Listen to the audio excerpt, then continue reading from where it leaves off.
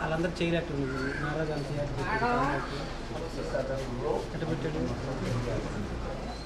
సిద్ధి అక్కడ పెడితే ఎక్కిసేది ఎక్కువ హైట్ నడవాలి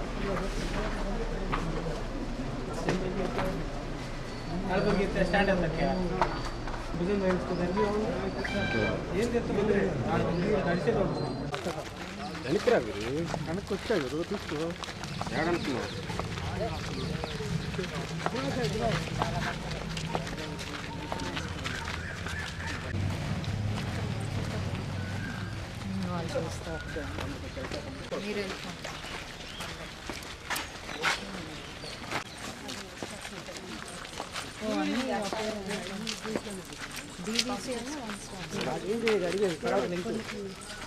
అయిపోయిన తర్వాత కష్టపడ్డాను అవునులే పాప మాతో పాటు మీరు కలిసి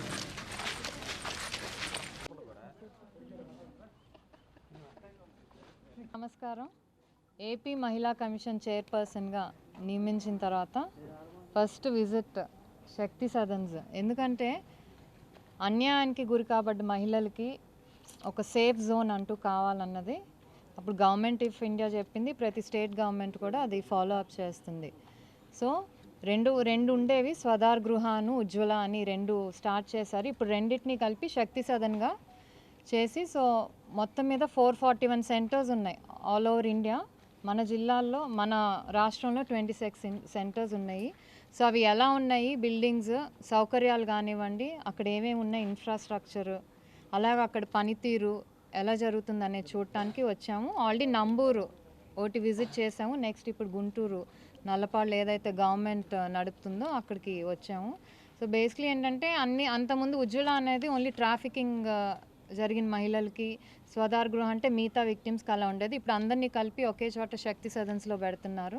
సో ఈ శక్తి సదన్ కేంద్రం నుంచి వచ్చే మిషన్ శక్తి ప్రోగ్రామ్ కింద ఇది అలాట్ చేయబడిందండి. దీంట్లో ఏంటంటే గవర్నమెంట్ కేంద్రం 60% ఇస్తే రాష్ట్రం దానికి మ్యాచింగ్ గ్రాంట్గా అట్లీస్ట్ 40% ఇచ్చి ఈ సంస్థలు నడపాలి. ఇక్కడ కేవలం వాళ్ళకి షెల్టరే కాదు, షెల్టర్తో పాటు ఫ్రీగా ఆహారం కానివ్వండి, ఆరోగ్యం, అలాగే లీగల్ కౌన్సిలింగ్, ఏమైనా కోర్టు కేసులు వెళ్ళాలన్నా లీగల్ ఎయిడ్, ఇవన్నీ కూడా ఇక్కడ జరుగుతుంటాయి. వాటితో పాటు ఈ విక్టిమ్స్ అంటే ఈ తర్వాత వాళ్ళకి ఒక దారి చూపించాలి, సంక్షోభం దిశ నుంచి వాళ్ళకి సంక్షేమం దిశగా చూపించడానికి స్కిల్ ట్రైనింగ్ కానివ్వండి, అలా శారీ ప్రింటింగ్ అనో లేకపోతే టైలరింగ్ అనో అలా చాలా, లేకపోతే వాళ్ళని స్కూల్స్కి పంపించటం. కొన్ని ఎన్జిఓస్ ద్వారా ఏదైతే నడబడుతున్నాయో శక్తి సదన్, వాళ్ళు పెళ్ళిళ్ళు చేయటం దగ్గర నుంచి స్కూల్స్ పంపించటము, తర్వాత మళ్ళీ పెళ్ళిళ్ళు చేశాక కూడా వాళ్ళు ఫాలో అప్ చేస్తారు, వాళ్ళు బాగున్నారా లేకపోతే మళ్ళీ ఏదైనా హస్బెండ్తో గొడవ ఉన్నారంటే మళ్ళీ వాళ్ళని తీసుకొచ్చి వాళ్ళ దగ్గర ఉంచుకొని కౌన్సిలింగ్ ఇప్పించటం. సో పిల్లలు ఇప్పుడు విక్టిమ్స్కి పిల్లలు ఉన్నా కూడా పిల్లల్ని కూడా ఒక ఏజ్ వరకు ఇక్కడ చేర్చుకుంటారు, వాళ్ళతో పాటు మదర్తో పాటు ఉంచి వాళ్ళందరికీ కూడా అన్ని సౌకర్యాలు కల్పిస్తున్నారు. కాకపోతే దీనికి ప్రభుత్వం దగ్గర నుంచి మనకి సహాయ సహకారాలు కావాలి. సో కేంద్రం ఇస్తున్నా కూడా ఇక్కడ ప్రభుత్వం మరి గత 5 ఏళ్లలో మేము విన్నది, ఇప్పుడు విజిట్కి వెళ్ళినప్పుడు చెప్పింది అంటే మ్యాచింగ్ గ్రాంట్ ఇవ్వట్లేదు. అది ఇవ్వనప్పుడు కేంద్రం కూడా ఎంతవరకు చేయగలుగుతుంది? సో మనం ఫుల్గా లాస్ట్ 4 years నుంచి చాలా ఏరియాస్ ఉన్నాయి. ఒక్కొక్క గృహలో చెప్పడం ఏంటంటే మరి ప్రభుత్వం ఈ కొత్త ప్రభుత్వం వచ్చాక ఆల్ 3 ఏరియాస్ అన్నీ ఏదైతే అట్లీస్ట్ 3-4 ఏరియాస్ వచ్చేసినాయి. ఇప్పుడు ఈ లాస్ట్ ఇయర్ది ఒకటే ఉంది, అది ఇంకా వీళ్ళు బెల్స్ ఆల్రెడీ కేంద్రం రిలీజ్ చేసింది. డైరెక్టర్ గారు అప్రూవ్ చేస్తే ఆ ఫండ్స్ కూడా వస్తాయి. సో ఏదన్నా ఇలాంటి మహిళలకి ఏదైతే ఎన్జిఓస్ కానివ్వండి లేకపోతే ఇలా గవర్నమెంట్ రిలేటెడ్ ప్రోగ్రామ్స్ అయితే శక్తి సదన్ నిర్వహిస్తున్నారో అవి బాగా జరగాలంటే మాత్రం ప్రభుత్వం ఫండింగ్ అనేది ఇర్రెస్పెక్టివ్ ఆఫ్ ఏ పార్టీ అయినా సరే అండి. ఎందుకంటే కమిషన్ అనేది, మహిళా కమిషన్ అనేది కేవలం ఆడవాళ్ళు వాళ్ళకి అన్యాయం జరిగినప్పుడు ఆదుకోవటానికి, పేరెంట్స్ లేకపోయినా ఎవరు లేకపోయినా ఆదుకోవటానికి ప్రభుత్వం ఉంది, లేకపోతే మహిళా కమిషన్ అనేది ఉన్నది అనేది ఒక భరోసా మహిళా కమిషన్ కలిగియాలి. సో గత 5 ఏళ్లలో ఎలా ఉందో నిర్వీర్యమైందో అది అందరం చూసాము. బట్ అట్లీస్ట్ ఇప్పటి నుంచి మహిళా కమిషన్ పనితీరు మార్చుకొని లేడీస్ అందరికీ, రాష్ట్రంలో ఉన్న మహిళలందరికి కూడా మేము ఉన్నాము, మీకు ఏ ఆపద కలిగినా, ఏ ఒక్క ఆడబిడ్డకు అన్యాయం జరిగినా కూడా మహిళా కమిషన్ అదే ఉంది, గుర్తుంచుకోండి అని చెప్పడానికి ఈరోజు ఈ విజిట్స్ అన్నీ చేసి ఈ ప్రెస్ మీట్ పెట్టడం జరిగింది. సో చాలా వరకు కేసెస్ ఏంటంటే కౌన్సిలింగ్ ద్వారా సెటిల్ చేయటం, లేకపోతే కన్సర్న్ డిపార్ట్మెంట్స్కి పంపించటం, లేకపోతే కోర్టుకి పంపించి, అలాగే పోలీసుల సాయం తీసుకొని, బికాజ్ ఫస్ట్ అప్రోచ్ అయ్యేది పోలీసులనే. సో వాళ్ళు అక్కడి నుంచి వాళ్ళని 1 స్టాప్ సెంటర్స్ పంపించటం, అక్కడి నుంచి వాళ్ళు ఇంకా ప్రాబ్లమ్ సాల్వ్ అయిపోతే శక్తి సదన్కి పంపించటం, ఇవన్నీ ఏంటంటే ఒక సిస్టమ్ లాగా పనిచేయాలి. కోఆర్డినేటెడ్గా పనిచేస్తే చాలామందిని కూడా వెంటనే ఒక 1 మంత్లోనో 2 మంత్లోనో వాళ్ళది సాల్వ్ చేసి పంపించే విధంగా అట్లా మహిళా కమిషన్ కృషి చేయాలి. సో ఇక నుంచి ఎవరికే ఇబ్బంది కలిగినా కూడా ఎక్కడైనా వెంటనే దాన్ని సాల్వ్ చేసి మహిళలకి ఒక భరోసా కల్పించడం అనేది ఫస్ట్ మా మెయిన్ ఎజెండా అండి. సో దాని భాగంగా ఈ విజిట్స్ జరగటం జరిగింది. బికాస్ దాదాపు లాస్ట్ 5 ఇయర్స్లో కేంద్ర ప్రభుత్వం ఆల్మోస్ట్ ఆల్ ఓవర్ ఇండియా అన్ని శక్తి సదన్స్ కానివ్వండి 21,000 కోట్లు రిలీజ్ చేసింది. సో మరి అన్ని రాష్ట్రాలు ఉపయోగించుకుని అన్ఫార్చునేట్లీ మన రాష్ట్రం ఉపయోగించుకోలేకపోయింది. మరి ఇప్పటి నుంచైనా వాళ్ళు ఇచ్చే ఫండ్కి మనం మ్యాచింగ్ గ్రాంట్ తీసుకొని డెఫినెట్లీ ఇంకా మంచి చేయాలి. ఇంకా ఎందుకంటే ఎన్జిఓస్ కూడా బాగా ఉత్సాహంగా ఉన్నాయి మంచి చేయటం. ఇందా మేము విజిట్ చేసాము, వాళ్ళు అసలు ఎంత హ్యాపీగా ఉన్నారంటే ఎన్జిఓస్, ఎందుకంటే ఫండ్స్ వస్తున్నాయి. ఒకవేళ ఫండ్స్ టైంకి రాకపోతే because of governments last 5 years ఆ పిల్లలు సంపాదించుకునే ఇన్కంలో నుంచి కూడా అక్కడ చదువుకునే పిల్లలు వాళ్ళు లోన్ ఇస్తున్నారు ఎన్జిఓ శక్తి సదన్ రన్ చేయటానికి.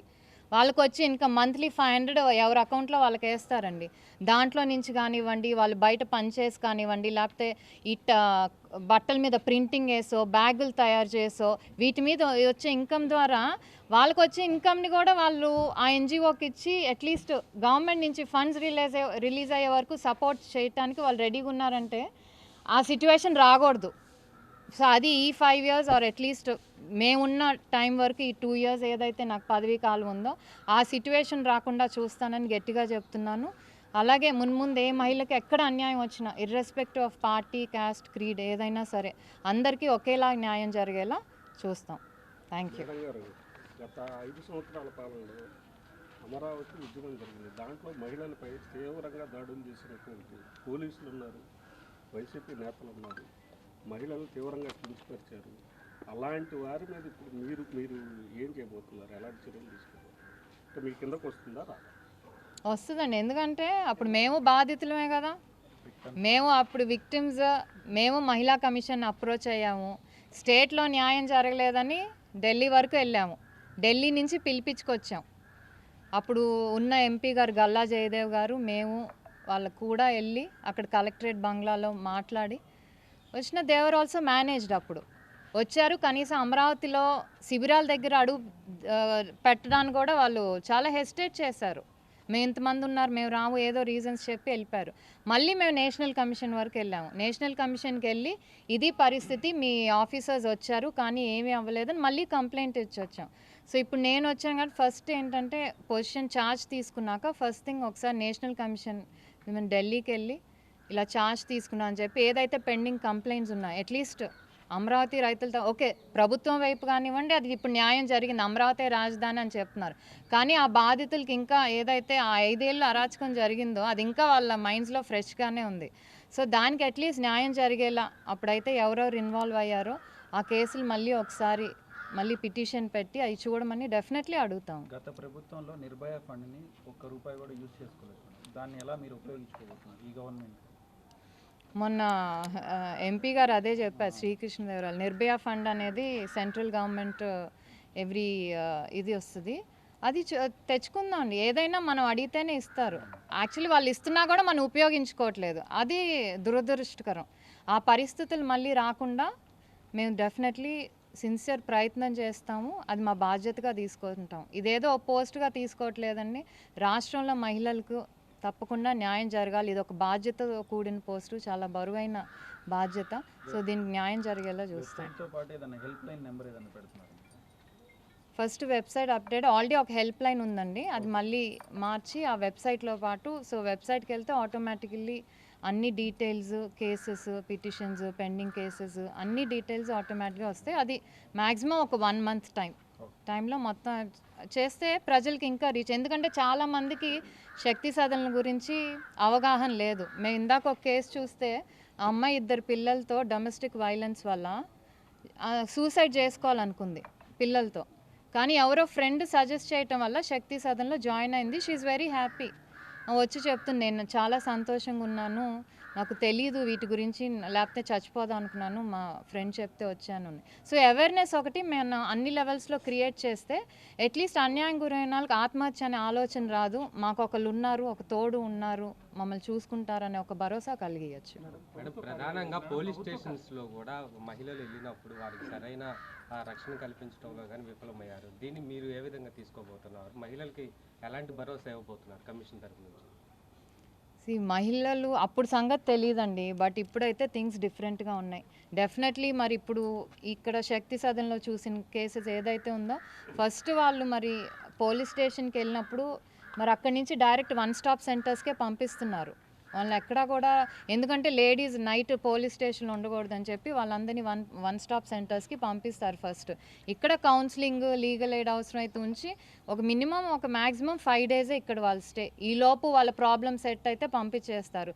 లేకపోతే కనుక నెక్స్ట్ శక్తి సదన్కి పంపించి అక్కడ కొన్ని మంత్స్ అయినా అట్లీస్ట్ దిల్ ట్రై టు మళ్ళీ వాళ్ళ ప్రాబ్లమ్ సాల్వ్ అయ్యేటట్టు చూస్తారు. లేకపోతే వాళ్ళే యాక్చువల్లీ పెళ్ళిళ్ళు చేసి మళ్ళీ పంపించే విధంగా చేస్తున్నారు.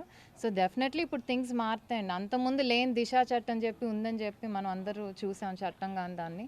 సో ఇప్పుడు థింగ్స్ అన్నీ చేంజ్ అవుతాయి డెఫినెట్లీ.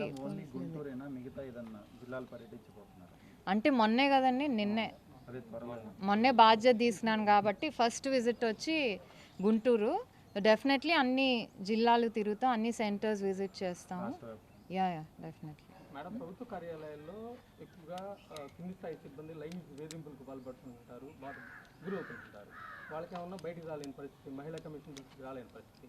వాళ్ళందరికీ ఏమన్నా జిల్లా స్థాయిలో అన్ని జిల్లాల్లో కానీ ఒక కమిటీ వేసే అవకాశాలు ఉన్నాయా, లేదంటే వాళ్ళు బాధితులు చెప్పుకోలేని పరిస్థితి మేడం? అంటే ఏ డిపార్ట్మెంట్కి ఆ డిపార్ట్మెంట్కి ఇంటర్నల్ ఐసీసీస్ అని ఉంటాయండి. ఫస్ట్ వాటి దగ్గరికి వెళ్తాయి.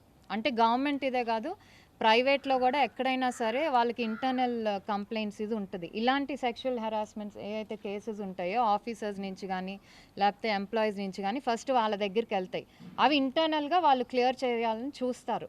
సపోజ్ అక్కడ కూడా అవ్వపోతే కనుక దెన్ వాళ్ళు మహిళా కమిషన్ని అప్రోచ్ చేస్తే మేము దాని తగ్గట్టు మళ్ళీ విచారణ చేసి, ఎందుకంటే they may be false allegations so కరెక్ట్గా విచారణ చేసి ట్రూ అనుకుని అనుకుంటే ఆ డిపార్ట్మెంట్కి నోటీస్కి ఇచ్చే ఇది కూడా మహిళా కమిషన్కి ఉంది. ఓకే మేడం, మార్కాపురం కానీ శ్రీకాకుళం కానీ లేదంటే విజయనగరం కానీ ఇలా వెనకబడి జిల్లాల్లో కూడా శక్తి సదనల గురించి మహిళా కమిషన్ ఇలా ఉంది, మహిళలకి న్యాయం చేయొచ్చు, ఇలా దిశ 1 స్టాప్ సెంటర్ ఉన్నాయి, లేకపోతే వీటన్నిటి గురించి అవగాహన లేదు.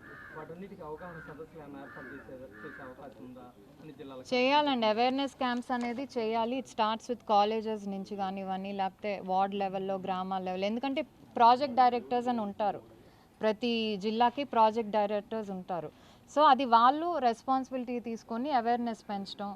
ఎందుకంటే చాలామంది వాళ్ళు కంప్లైంట్ ఇవ్వకపోయినా వాళ్ళ తరపున ఎవరో ఒకరు కంప్లైంట్ రాస్తున్నారు. అలా మహిళా కమిషన్కి చాలా వచ్చినాయి. సో చెప్తారు, మీరు ఎలా వచ్చిందమ్మా కంప్లైంట్ అంటే మాకు తెలియదండి, మాకు తెలిసిన వాళ్ళు రాశారు. సో మెయిన్ ఏంటంటే అవేర్నెస్ క్రియేట్ చేయటం అనేది that's one of the agenda. NCW కూడా అదే చెప్తుంది. ఎందుకంటే అవేర్నెస్ క్రియేట్ చేస్తే బాధితులకి ఎక్కడికి వెళ్ళాలి అనే ఒక ఐడియా వస్తుంది. సో ఎక్కడికి వెళ్ళాలనే ఐడియా వస్తుంది కాబట్టి వాళ్ళు ఇంకో ఆలోచన లేకుండా, మనకెవరూ లేరే, మాకు ఆత్మహత్య సరేనా అనే ఆలోచన లేకుండా అట్లీస్ట్ ఓకే మహిళా కమిషన్ అనేది వెళ్తుంది, లేకపోతే ఇలా 1 స్టాప్ సెంటర్స్, లేకపోతే ఇలా పోలీస్ స్టేషన్స్కి వెళ్తే ఒక న్యాయం జరుగుతుంది అనే అవేర్నెస్ క్యాంప్స్ మాత్రం క్రియేట్ చేసే ఆలోచనలో ఉన్నాం.